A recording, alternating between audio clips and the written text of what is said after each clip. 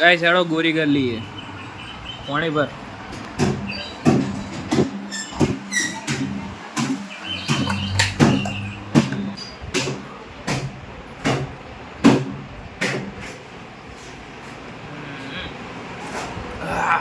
guys good morning welcome back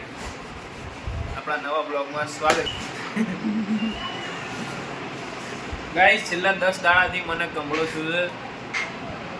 અને છેલ્લા 10 થી 12 દિવસથી હું ઘરે જ છું ગ્લુકોઝનું પાણી પી કરું અને એક મહિનો થયો બ્લોગ બનાવે અને એકદમ આમ વિચાર આવ્યો કે ભાઈ આજે ઘરના સભ્યો સાથે બ્લોગ બનાવીએ હવે હાલ તો કેવું છે કે હાલ તો સારું છે કમળો ને એવું બધું ઓછું થઈ ગયું છે બટ હજુ ડૉક્ટરે કીધું છે કે બેડ રેસ્ટ કરવાનું કે હજુ પેટમાં થોડુંક સોજું કીધું છે તો એ મળતા થોડી વાર લાગશે બાર ઘણા પીટર દે કરે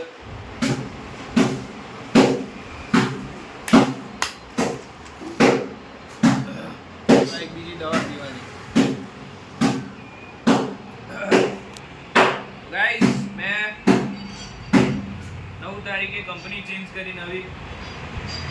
4 દિવસ ગયો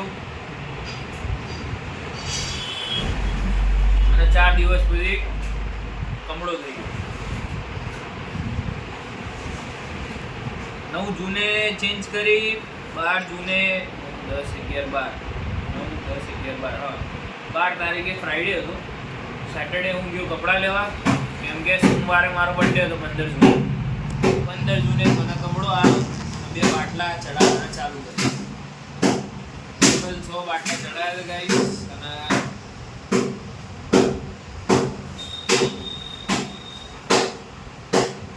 આજે કંઈક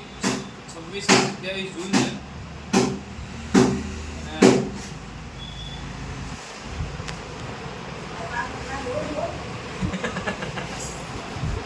મારા 12 વાર કપડાં ધોવે છે ગાઈસ એમની ફરમાઈશ છે કે એવું બોલ કે 12 વાર કપડાં ધોવે છે બતાવો કેમેરામેન કપડાં ધોશું આ નાની વો ક્લિયર દેશે ને મોટી કોને ક્રોસ કરતું નહીં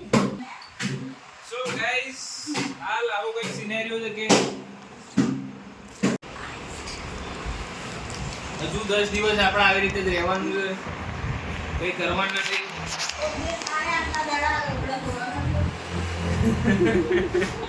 બાગે મારા આટલા દિવસ હજુ 10 દિવસ લુગડા ધોવાના તો હજુ આપણે 10 દિવસ ઘરે છીએ કંઈ કરવાનું થતું નથી તો એક નવું ટ્રાય કરીએ કે ઘરમાં જ રહેવાનું છે તો પછી ફેમિલી સાથે ઇન ડિટેલ બ્લોગ બનાવીએ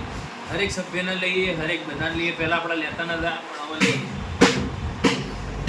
તમને જોઈ લાગતું નહીં હોય કે ભાઈ મને કમળું છે પણ એક વસ્તુ બતાવું આ જે માળા જે દરિયાપુરથી મંત્રીને લાવે અહીં અમદાવાદમાં શાહપુર આગળ આવ્યું દરિયાપુર ત્યાંથી મંત્રીને લાવે તો આ કેવું કે લાકડાનું વીટેલું હોય જેમ જેમ કમળો ઓછો થતો જાય એમ દોરી નીચે એમાં દોરી નીચે થતી જાય બસ બીજું કંઈ નહીં આ તો આપણે અંદર નાખી દઈએ ઉઠું બાબા રામ રહીમ લાગ્યા તો ગાઈસ દવા બવા પતી ગઈ છે હવે આપણે બ્લોગને કન્ટિન્યુ રાખીએ અને ટ્રાય કરશું કે આ ડેલી બ્લોગ ટાઈપનું કંઈક થાય અહીં બાલી આવી ગયા છે અમારા મીઠું મરચું નાખવાનું બહુ ઓછું દારૂ બહુ ચમચી બહુ કમ ના કરીએ લસણ તો ગરમ દાળ ભાત બનાવે છે તો મગની દાળ બનાવી તો એ માર ના ખવાય ને મગની દાળ બનાવી પણ લસણ નાખી આમ તો ગરમ છે શું ખાધું અત્યારે સફરજન ને ચીકુ હા સફરજન ચીકુ પાણી દેતી ને જ્યુસ લેતી એક ગ્લાસ કોઈ શેરડી સુગર અત્યારે નહીં ખાવી અત્યારે નહીં ખાવી પણ અલ્યા પણ અત્યારે ખાવી નહીં જો ગાઈસ બાય તો આપી દીધું આ બધું આ ગાઈસ રોજ અમાર ઘેર આવી જતી હોય છે છેલ્લા 5 થી 6 વર્ષથી અહીંયા જ આવતી હોય લાઈક વચ્ચે અમે ડોગ લાવ્યા હતા તો ડોગ અહીંયા અંદર ઘરમાં હોય ને તો આ બેન આવે નહીં 6 મહિના સમથિંગ ડોગ રહ્યું હતું પછી આપી દીધું હતું એને પાછું તો આ બેન ઘર ભૂલી ગયા હતા અમારું તો પાછા આવે છે ગાઈસ જમવાનું આવી ગયું છે આપણું જમવાનું અરે પણ આથી ચોરવાનું કઈ નહીં ચમચી બમચી લો ને યાર જો આવી રહી ચમચી હાલ ડૉક્ટરે હલકું ફૂલકું ખાવાનું કીધું એટલે શું કહેવાય ભાત અને મગની દાળના ભાત બનાવ્યા છે બનાવી એને આવું ખાવાનું કીધું હલકો ખોરાક એટલે હવે મગની દાળના ભાત બનાવ્યા ને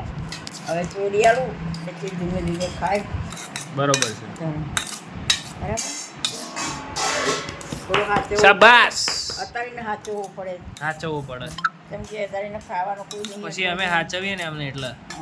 બરોબર છે અત્યારે અમને એમના જવાની હાચવે તમને ગળપણમાં હાચવે ને બરોબર છે ઇમોશનલ લાઈન મારો તમ તાર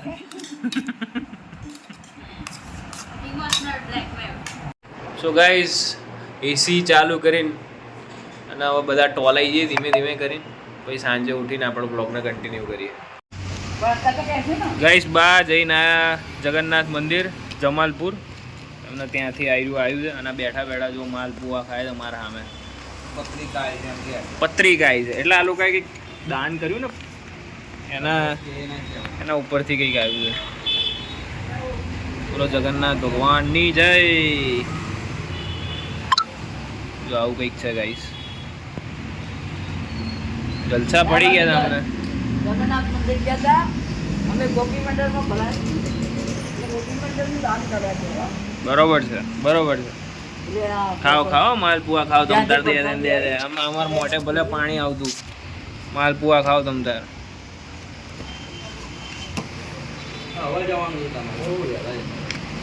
વહેલા એટલે કેટલા 3 વાગે જ ગયા એ લોકો જો આ પાછા સોલવા મળ્યા તો જપતા જ નહીં જગન્નાથના મંદિર જઈને પાછા મંડી ગયા શેરડીના દાંડા કાપવા ફૂલ જોશ કાઢીને આમ શું માદા માણસની સેવા કરવી પડે ને બરોબર છે તો બધું આવું બધું ખવડાવો માદા માણાની સેવા કરવી તો પેલો માલપુઆ આલો ને થોડો માલપુઆ ના ખવાય પેલો માલપુઆ છે પછી પેલા થોડા ગાંઠિયા છે એવું ના ખવાય ડોક્ટરે ના કીધું છે ખવાતું છે ના ખવાય માલપુઆ થોડોક ખવાય હવે ભગવાનનો છે એટલે ડોક્ટર કહે છે ને તાર માલપુઆ બની આલશું કોલમાં લાવ્યો કોલમાં કરી તારે આ અંકુર જઈને લઈને આયા બોલો વાહ કેવું છે કઈ સોળા કાઢ નાખ્યા હવે મારે બાલિકા આવશે રસ ગાય અત્યારે ખીચડી ખાઈએ છીએ અમે આ લોકો આવું શાક બનાવીને અમને છે ને કાકા આવા ધીમો કરતો આ લોકો આવા શાકો બનાવીને છે ને અમને ટેકા આવે છે અમને શરમ આવે છે ગાઈસ શાક તો મસ્ત છે પણ આ ભાઈને ખાવા નહીં ને એટલે એવું કહે નકર શાક તો મસ્ત છે કારેલાનું શાક મસ્ત આ પપ્પા બેઠા ખાય છે જો ને આમ બચકા બતાવી શેનું શાક છે વાલી શેનું શાક છે આ આવ્યું બીજું આને ખાલી આપણે અડવાનું ચાખવાનું નહીં બહાર જઈને હાથ ધોઈ આવવાના વરસાદી કહેવાય પણ પ્રસાદી ખાવાની તો નહીં જ ને જો ચો આમ બેઠા ટેકાઈને ખાય છે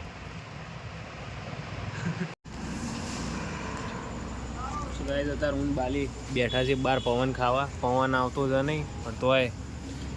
થોડી સી ઉમ્મીદ લેકે બેઠે આમથી થોડા પવન આ જાય ઘરમાં કંટાળે ને એટલે લાઈટ ના કરી જશે લાઈટ તો કરવી જ પડશે ને અંધારામાં શું દેખાશે લો બોલો કંટાળો આવે એટલે એને બહાર થોડી વાર બેસીએ તો થોડી એને સારું લાગે ને અમે બહારની હવા થોડી થઈએ એટલે ઘરમાં કેવું કે કંટાળો આવે છે સોફા ઉપર પડે કેઢો દુખે છે ને આ તે બહુ આમ એવું થાય કે ભાઈ ખોટો ઘેર રહું એમ એટલે થોડુંક અત્યારે રાતે 5-10 મિનિટ બહાર બેહીને પાછા જેમ હતા એમ અંદર આવું થાય છે કંઈ કુદરતી હવા ખાઈએ કુદરતી હવા ખાઈએ અને કુદરતી કાઢીએ